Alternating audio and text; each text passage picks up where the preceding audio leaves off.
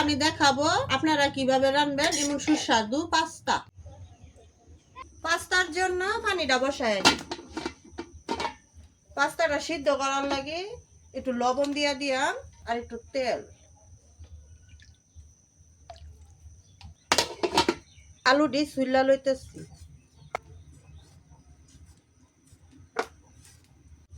পানিটা গরম হয়ে গেছে, পাস্তাটা দিয়ে দিতেছি। রাইখা দিতেছি আবার।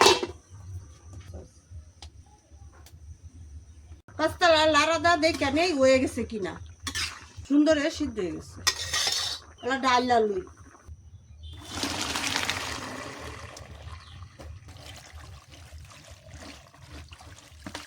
পেস্টে চুল্লা খোলাই আনছি, এখন পেস্টটি ফল্লা লইয়াম। আলু দিও চুল্লা লইছি, চুল্লা একটু হালকা ধুয়ে লইছি, এখন আবার কাইটা লইয়াম।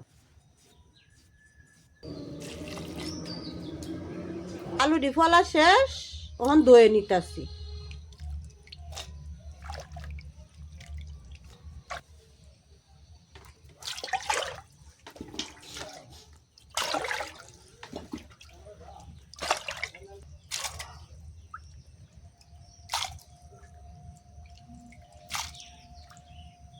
আলুগুলা ধোয়া শেষ, এখন মুরগির গোশটা ধুয়ে নিই।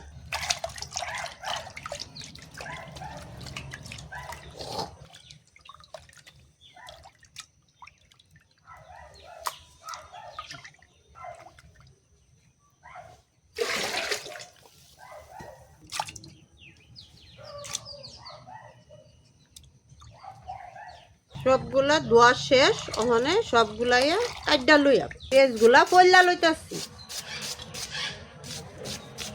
টমেটো দি কাইডা লই, টমেটো কাটা আমার শেষ। লড়াটা বসায় দিয়া লইতেছি, দিয়ে দিতেছি তেল।